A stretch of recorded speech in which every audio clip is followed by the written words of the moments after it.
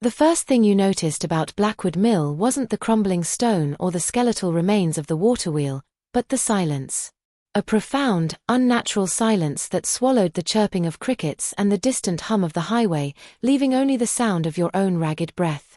Liam had assured you it was just an old, abandoned building, a perfect spot for your urban exploration channel.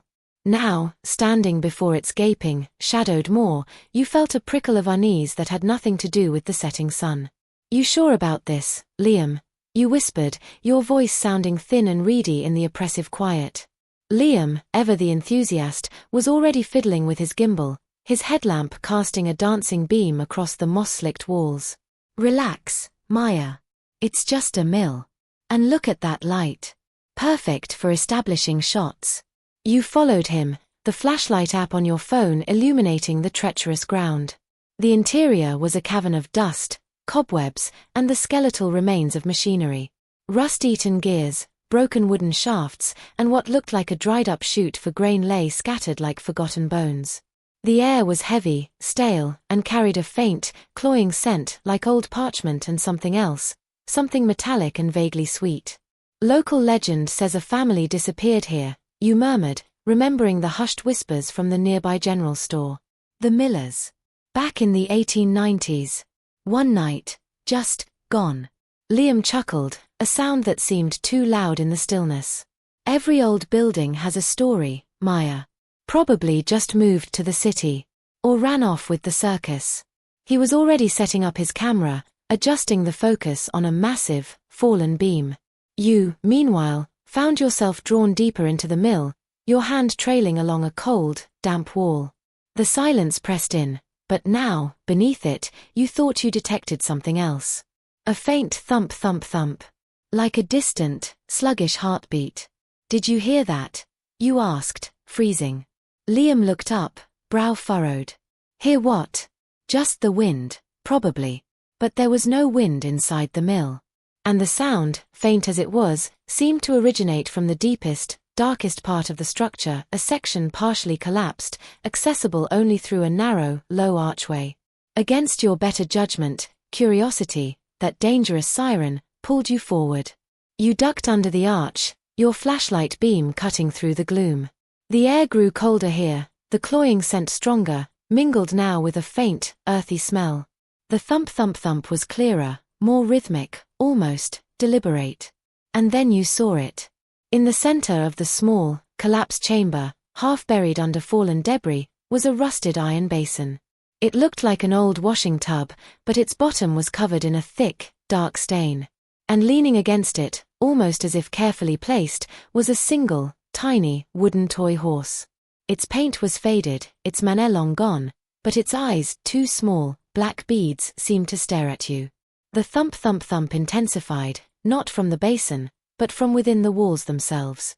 It felt like the entire mill was a giant, groaning chest, and something was struggling to get out. "Liam," you called, your voice a desperate rasp. No answer. Only the thump thump thump. A chill, far deeper than the ambient cold, snaked up your spine. You swung your flashlight wildly, suddenly aware of the shadows shifting and elongating in unnatural ways. They weren't just shadows cast by your light, they were moving with an insidious, creeping life of their own. Then, you heard it. A whisper. Not with your ears, but directly in your mind. A child's voice, high and mournful, echoing the thump thump thump. "He won't stop, he won't stop." Panic seized you. This wasn't an abandoned building, it was a tomb. You scrambled backward, tripping over a loose stone, your phone clattering to the dusty floor. The light winked out. Darkness. Absolute, suffocating darkness. The thump thump thump was everywhere now, resonating through the ground, vibrating in your teeth. And the whispers multiplied, a chorus of tiny, desperate voices. "He's grinding, always grinding. Where is Mama? Where is Papa? The flour, it's red." You fumbled for your phone, your heart hammering against your ribs. Your fingers brushed against something cold, something that felt like a tiny, bony hand. You recoiled with a gasp, scrambling blindly to your feet. "Liam! Liam!" you screamed, your voice cracking. Then, a new sound. A low, guttural growl, not human, not animal. It seemed to come from directly behind you, smelling of old blood and dust. A single, weak light pierced the gloom. Liam's headlamp. He was at the archway, his face pale and contorted with fear. Maya. What was that? He yelled, his voice trembling. Just as you turned to run towards him, something slammed into you from behind. Not a physical blow, but a surge of intense cold, a crushing despair that stole your breath. You stumbled forward, gasping, and saw it, a swirling, distorted mass of shadow coalescing in the space where you had been standing. It had no discernible features, but the sheer malevolence radiating from it was palpable. And then, from the heart of the swirling shadow, emerged a pair of eyes. Not human eyes, but dull, milky white orbs, staring straight at you. And in those eyes, you saw it, not anger, not even hunger, but an ancient, profound sorrow. The whispers intensified, becoming a unified wail that tore at your sanity. He ground them all, every last one. The mill never stops. You didn't wait. You scrambled, clawed, and stumbled towards Liam, who was now frozen in the archway, his mouth agape. Run, you shrieked, shoving past him.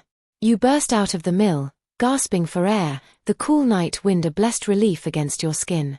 Liam was right behind you, his breath coming in ragged sobs. You didn't stop, didn't look back. You ran until your lungs burned and your legs ached, not daring to glance at the dark silhouette of Blackwood Mill against the fading light. You reached your car, fumbling with the keys, Liam already yanking open the passenger door.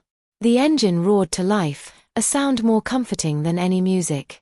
You sped away, tires spitting gravel, leaving the silent, watchful mill behind. Miles down the road, shivering and breathless, Liam finally spoke. What was that, Maya?